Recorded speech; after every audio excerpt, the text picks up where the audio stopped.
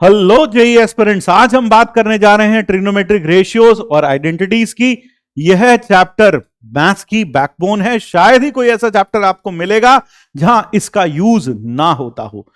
एक बहुत ही एस्टॉनिशिंग और सरप्राइजिंग बात है कि जो भी किसी बिल्डिंग की फाउंडेशन होती है या किसी भी सब्जेक्ट की बैकबोन होती है वह अक्सर एग्जाम्स में कम ही दिखाई देती है। जिस तरह से नींव, किसी बिल्डिंग की नींव अक्सर छिपी रहती है मिट्टी के नीचे, लेकिन वह उसके ऊपर एक मजबूत बिल्डिंग को थामे रखती है, बिल्कुल वैसा ही रोल ट्रिग्नोमेट्री प्ले करती है। इससे प्रॉब्लम्स एग्जाम में थोड़े कम दिखाई देते हैं। Number of problems asked in JEE mains is not A very large number of problems are asked. बहुत कम प्रॉब्लम्स पूछे जाते हैं, लेकिन ये चैप्टर अपने आप में सबसे ज्यादा इंपॉर्टेंट है क्योंकि ये हर चैप्टर में यूज होता है। तो आज के सेशन में हम जानेंगे कि इस चैप्टर से क्या क्या पढ़ना ही पढ़ना चाहिए और ऐसे कौन सी चीजें हैं जो हम अभी के लिए स्किप कर सकते हैं अगर हमारे पास समय नहीं है। और साथ साथ अगर आप रिवीजन कर रहे हैं तो यह सेशन आपके लिए बहुत ज्यादा कारगर साबित होने वाला है, क्योंकि यहां आपको पता चलेगा सबसे पहले रिवीजन किन चीजों का करना है। तो सबसे पहले सिलेबस की बात करें तो ट्रिग्नोमेट्री, यहां एक बहुत बड़ा चेंज आपको दिखाई देगा। You will see a very big change. यहां ट्रिग्नोमेट्रिक आइडेंटिटीज एंड इक्वेशंस लिखा था जेईई मेंस 2020-23 के सिलेबस में, और 2020-24 के सिलेबस में आप गौर से देखिए, यहां सिर्फ आइडेंटिटीज लिखा है। यहां इक्वेशन और आइडेंटिटीज लिखा है, यहां सिर्फ आइडेंटिटीज लिखा है, यानी trigonometric equations have been removed from the syllabus of JEE mains. यानी अब ट्रिग्नोमेट्रिक इक्वेशंस के ऊपर प्रॉब्लम्स नहीं पूछे जाएंगे जेईई मेंस 2020-24 में। That is a big change here. तो trigonometric equations has been removed. तो ध्यान रखिए, ट्रिग्नोमेट्रिक इक्वेशन हट चुका है। Trigonometric functions are as it is. Inverse trigonometric functions के बारे में अलग से वीडियो में चर्चा करेंगे, इसके बारे में हम अलग से बात करेंगे, तो ये एक अलग ही टॉपिक है। और फिर उसके बाद आप देखें साथ में हाइट एंड डिस्टेंसेस भी हट चुका है। यानी 2020-23 में से दो चीजें एक तरीके से बिल्कुल हट चुकी हैं, एक तो ट्रिग्नोमेट्रिक इक्वेशंस और एक हाइट एंड डिस्टेंस। ये टॉपिक्स यहां से हट चुके हैं और अब सिर्फ trigonometric identities, trigonometric functions and बस इतना ही रह गया है। इनवर्स ट्रिग्नोमेट्रिक फंक्शन और उनकी प्रॉपर्टीज, उस पर हम एक अलग वीडियो में चर्चा करने वाले हैं। तो एक बार क्वेश्चन का ब्रेकअप देख लें कि किस सेक्शन से कितना प्रॉब्लम पूछा गया है।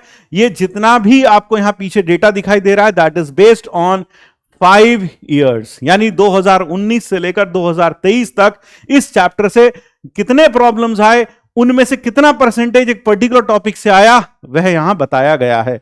जैसे कि अगर मैं बात करूं ट्रिग्नोमेट्रिक फॉर्मूलाज के ऊपर बेस्ड डायरेक्ट प्रॉब्लम्स जो आए हैं वो 84% आए। यानी अगर 100 सवाल आए हैं पिछले 5 सालों में, तो उनमें से 84 सवाल सिर्फ ट्रिग्नोमेट्रिक फॉर्मूला पर बेस्ड थे। यानी डायरेक्ट फॉर्मूला बेस्ड प्रॉब्लम्स यहां ज्यादा देखने को मिलते हैं कि फॉर्मूला लगाइए आंसर पाइए, फॉर्मूला लगाइए आंसर पाइए। यानी यहां इसको देखकर समझ में आता है कि सबसे पहली and the first and the foremost thing that you should have is all the formulas at your finger tips.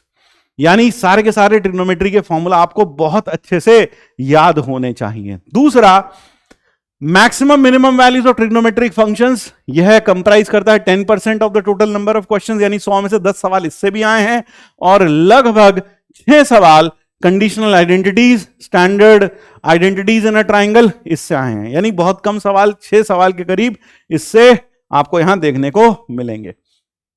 तो यहां आपको क्या क्या करना है, must do topics, sum and difference formula, sine of A plus B, sine of A minus B, cos of a plus b, cos of a minus b, sin c plus sin d, sin cos c plus cos d, cos c minus cos d, वो सारे multiple and सब multiple angle formula, इसमें sin 2a cos 2a, sin 3a cos 3a, tan 2a tan 3a, वो सारे formulas याद होने चाहिए।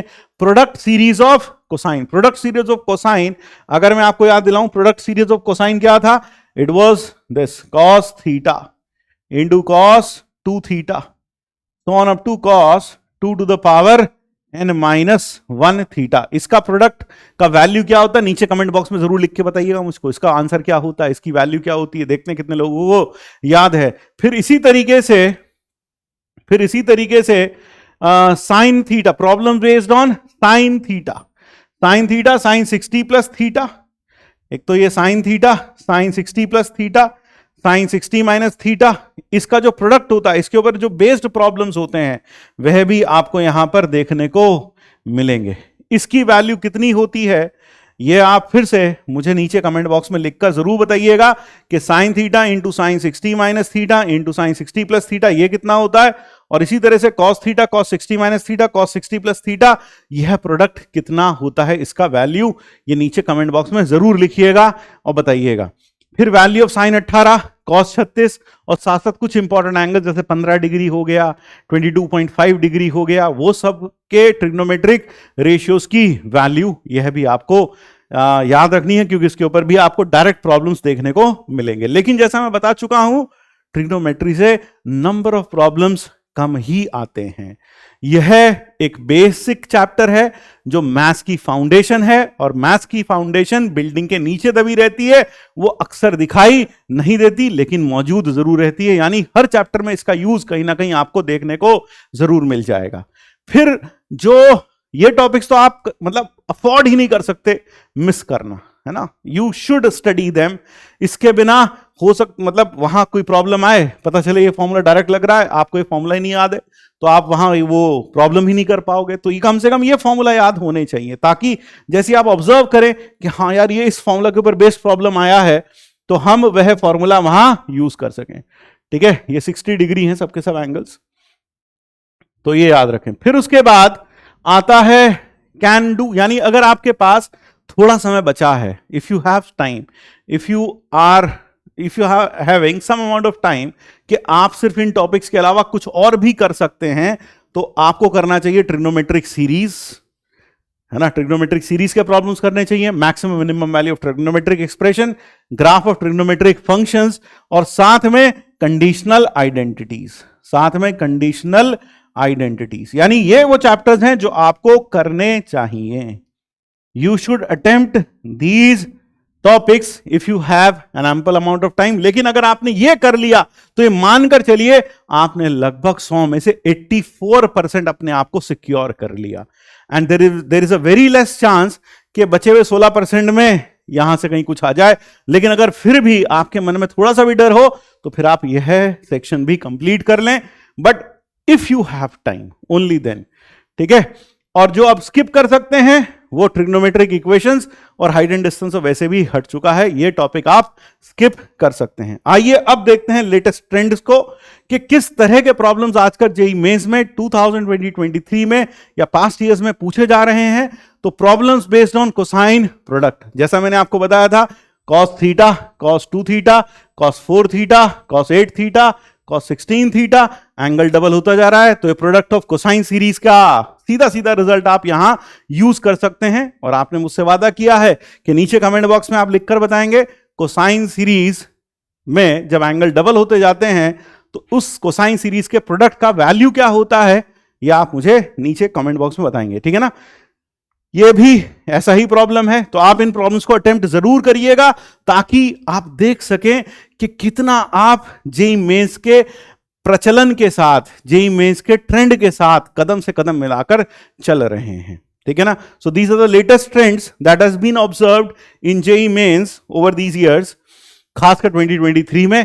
Problem based on values of T ratios, ध्यान रखिएगा, मैंने बोला था ट्रिग्नोमेट्रिक रेशियोज की value 18 degree sine 18, cos 36 degree, sine 15 degree, cos 15 degree, tan 15 degree, cot 15 degree, ये सब वैल्यूज आपको याद होनी चाहिए। 22.5 पर टैन की वैल्यू, 22.5 पर कॉट की वैल्यू, ये सारी वैल्यूज आपको याद होनी चाहिए। ठीक है ना, all these values should be remembered, ये आप भूलना अफोर्ड नहीं कर सकते, you can not afford to forget these values. तो निचोड़ कुल मिलाकर क्या है, निचोड़ इस पूरे सेशन का यह है कि ट्रिग्नोमेट्री से बहुत सारे क्वेश्चंस तो आपको एग्जाम में शायद ना देखने को मिले, लेकिन जो भी क्वेश्चन देखने को मिलेंगे वो कम से कम मस्ट डू लिस्ट में से किसी ना किसी टॉपिक से कंसर्न्ड जरूर होंगे। 84% प्रॉब्लम्स वहीं से आने वाले हैं, और बचा हुआ जो 16% है वो आप कैन डू वाली लिस्ट से आएंगे। तो वह अगर आप कंप्लीट कर लें तो आप अपने आप को 100% सिक्योर कर सकते हैं इस चैप्टर के लिए, ठीक है ना। तो ये चैप्टर पढ़िएगा जरूर, और नीचे कमेंट बॉक्स में कंटिन्यूस इंटरैक्शन करते रहिएगा। और हां, जाते जाते एक बहुत इंपॉर्टेंट बात बता दूं, इस चैप्टर के 20 most important and expected problems for JEE mains 2023-2024, इसका जो आपको जो पीडीएफ है विद सॉल्यूशंस आपको पीडब्ल्यू ऐप पर मिलेगा। पीडब्ल्यू ऐप में जाइएगा, एक्सप्लोर सेक्शन में चीट शीट सीरीज के नाम से बैच को एक्सप्लोर करिएगा, वहां आपको इसका 20 मोस्ट एक्सपेक्टेड क्वेश्चंस का पीडीएफ वहां मिल जाएगा। उन क्वेश्चंस को जरूर करिएगा और बताइएगा आपसे उन 20 में से कितने सवाल मिले। याद रखिएगा, जितना इंटरैक्ट करेंगे, जितना आप हमें बता पाएंगे या बताएंगे कि आपके साथ कैसी कैसी चीजें हो रही हैं, हम उतना इस सीरीज को बेटर बनाते चले जाएंगे। तो मिलते हैं अगले चैप्टर के एनालिसिस के साथ। Till then, thank you everyone. मिलते हैं अगले वीडियो में।